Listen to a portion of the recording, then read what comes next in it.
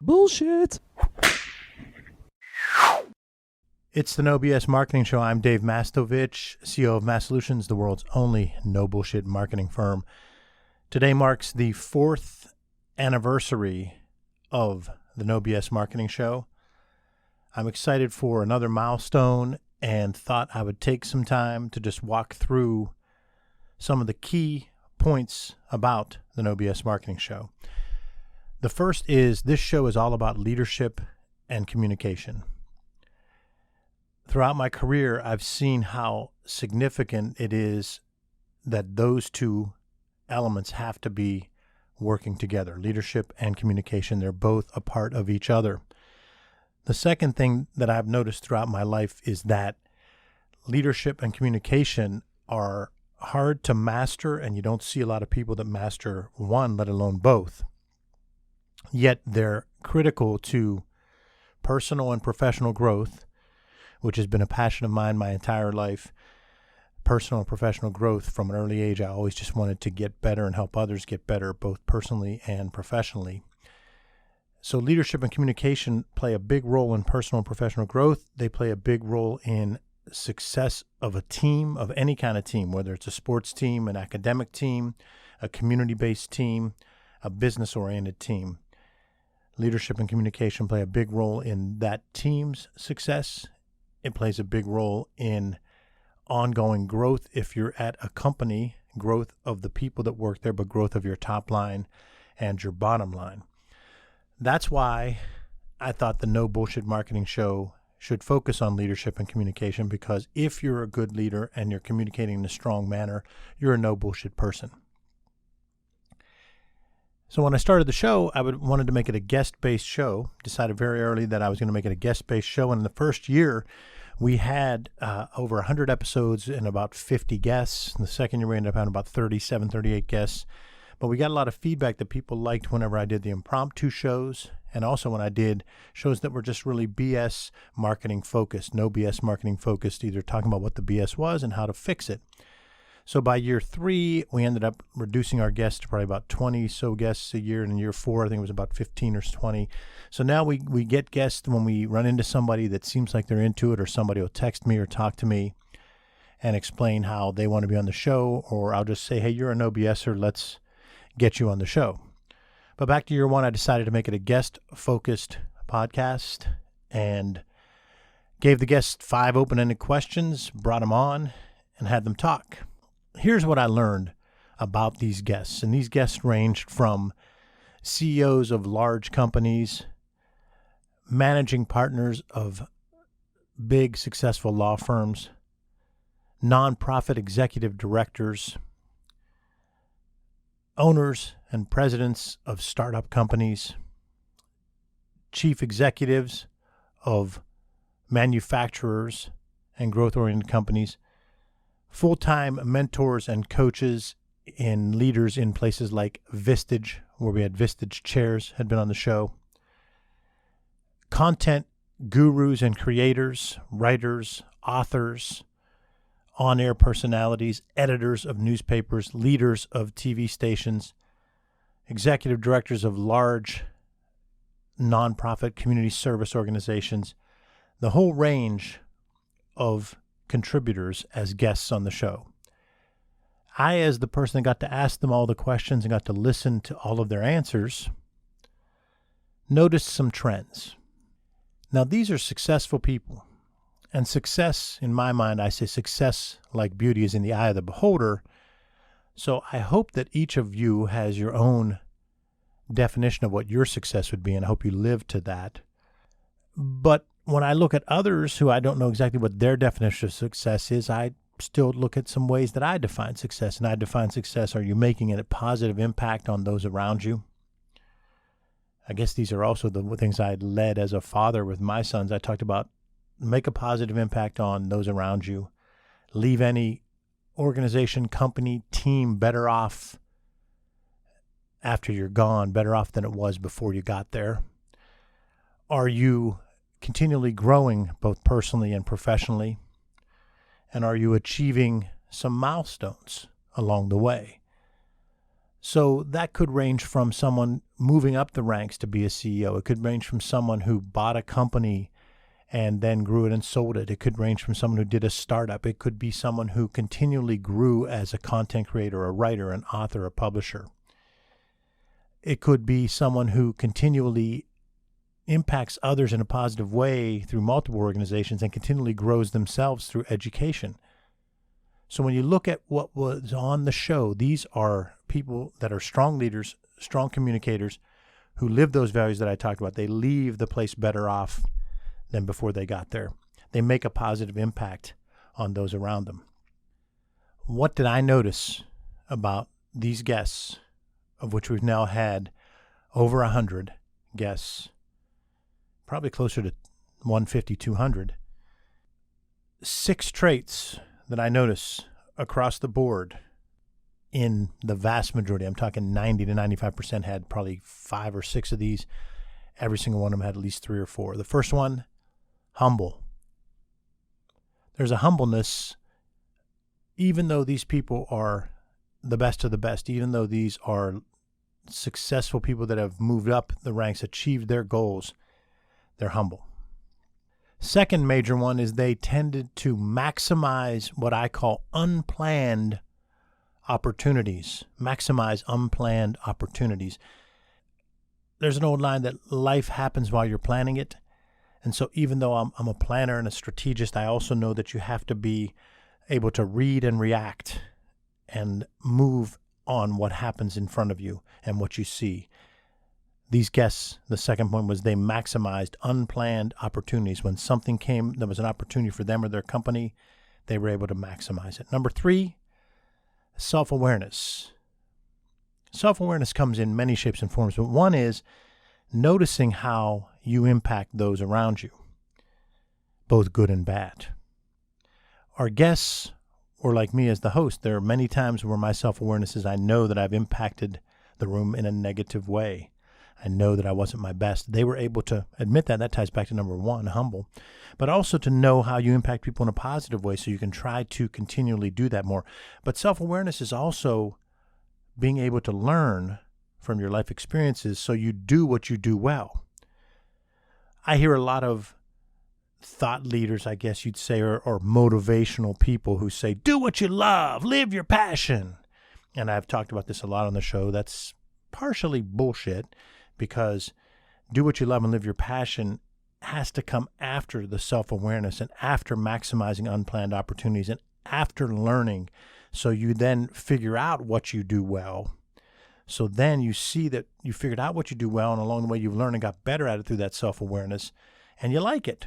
So then you are actually living your passion and you do what you love. Yes, I do what I love, but I didn't really know exactly what it was I loved the first day I started trying it. I couldn't immediately just go say, I'm going to just go be a marketing thought leader. I'm just going to go run a company. I had to learn along the way. So did the guests. They had the self-awareness to learn, read and react to opportunities, understand what they were good at, understand what drained them, so they could then do what they do well. That's the third one. The fourth one is understand the market. When we heard guest after guest talk, they would give milestones or even that tipping point phrase where they saw something was going to happen, they read the tea leaves, and they adjusted in a certain way. They shifted the culture of the company towards what they knew was coming. They shifted the offerings, the messaging, the leadership style, the leadership team, the communication based on understanding the market. That's the fourth one. The fifth thing that I noticed, that they're open to change. If you look at my guest list and you see what all they do and have done, they've changed. They aren't the same position they were 3 years ago, 5 years ago, 7 years ago, 10 years ago. Yeah, they might sort of still be in the same field. I'm still in the industry of marketing, but I'm certainly doing something different today than I was 3 years ago, which was different than 5 years ago, which is different than 15 years ago. The same of my guests. My guests are open to change. And it goes back to all these tied together. The self-awareness leads them to know they personally have to change. So they're open to change for them and their companies.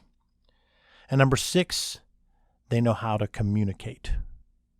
They know how to communicate and put an importance on communicating both one-to-one 1 to 10 when it's in their leadership team, 1 to 5, 1 to 10, and 1 to 1,000 if they have a big company, and 1 to 10,000 if they have to make speeches and posts and social media and so forth. They understand the importance of communication, and they know how to do it. So the 6 things I noticed about my guests: humble, number 1. Number 2, maximize unplanned opportunities. Number 3, self-awareness. Number 4, understand the market. Number 5, open to change. And number 6, communicators. That's what I've learned in 4 years of having guests. Now, what have I learned by applying some of those myself and doing my solo versions of the episodes or episodes with other Mass Solutions team members? What I've learned by understanding that market and being open to change and trying to maximize unplanned opportunities is the importance of storytelling is now coming more to the forefront for leaders. Chuck Canaris, a Vistage chair who's been a guest, was a part of a Stanford leadership program, and he sat down and was talking to me about how a big part of this leadership program at Stanford, one of the top programs to be a part of, and that's what's all Chuck's all about. He's about personal and professional growth. He fits these 6 traits as a guest. He told me that again and again they kept coming back to the importance of storytelling as part of leadership. That's why we keep talking about it here. We now see that it's becoming more mainstream, and that excites us because we and others who have been talking about the importance of storytelling for the past decade or decades are now seeing leaders realizing that they have to be able to craft stories tied to their style, make it memorable, make an emotional impact. So that's exciting to me that we've been talking about that for 4 years. It's an opportunity for any leader out there, but it's also an opportunity for Mass Solutions to do what we love because we've learned that we do that well, and we can help leaders within the organization, which goes to my second major takeaway of the understanding the marketing, being open to change and the trends, and maximizing unplanned opportunities is B2E marketing. We have been working with companies for 15 years to help them with their internal communication and their cultural messaging. And we took a pointed focus in the last year and a half to building a B2E marketing program so that people treat their employees the same way they treat their other customers. They're very comfortable with, we're a B2B company and we have B2B marketing. Or we're a business to consumer company, we have B2C marketing. We've built B2E, business to employees marketing, because you have to focus on value and values, value for your customers, and values, how you live and what your culture is also valued by your customers. So your employees are a key part of your marketing team, and you have to market to them, and you have to focus on educating them about what the strategic goals and objectives are of the company, what the company's why is, what the customer's why is, which both those two answers lead to the company's big idea. And then how does that person fit into their team, and how does that team fit into the overall company's strategic goals and objectives? That's what B2E marketing is making sure that that goes all the way through the company.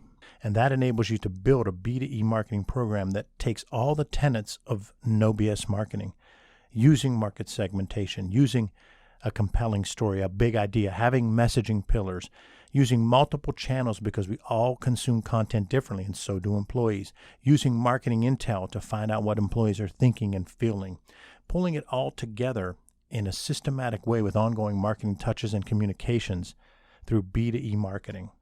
It's huge, and we see that as something that can really help companies. And then the third and final point is all of this ties back to the art and science of marketing.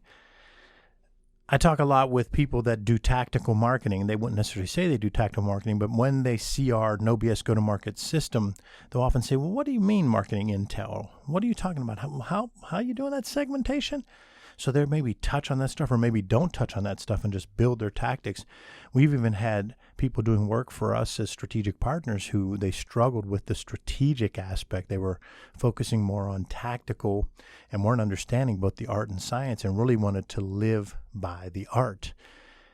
That's not going to get real results. That's BS marketing. You have to apply both the art and science of marketing. You can't be too biased on the science now that the science and math and the quants have so much justified impact, but you can't also be too far along on the art, just instinctual, Don Draper-like creativity. So it's combining the art and science of marketing. Those are the things that I've learned from our guests and from the feedback from our listeners, our raving fans, Massolutions customers, and the Massolutions team. I've learned the 6 things that guests have. Number 1, humble. Number 2, maximize unplanned opportunities. Number 3, self-awareness. Number 4, understand the market. Number 5, be open to change. And number 6, communicate. And then my solo ones, focusing on the importance of storytelling, which is now becoming more and more understood by leaders across the country and across industry. B2E marketing, which gets you results, increased productivity, recruitment better, and retention, more of it. B2E marketing, and the art and science of marketing. I want to thank you, our loyal listeners, who constantly are giving me great feedback about the show. I want to thank the Massolutions team. So many members have been involved in putting this podcast together over the 4 years and over 300 plus episodes. I want to thank everybody that's been involved. It's been a great run, really enjoying it. Looking forward to 4 more years. 4 more years. 4 more years. You sometimes hear that when an incumbent president is in. So 4 more years, if not more of that, and 300 plus episodes. Let's get to 750, 1,000 episodes.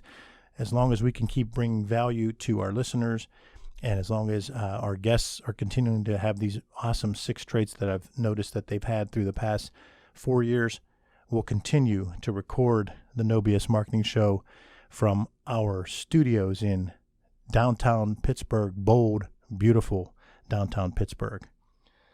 Thanks for listening to this special episode of the No BS Marketing Show.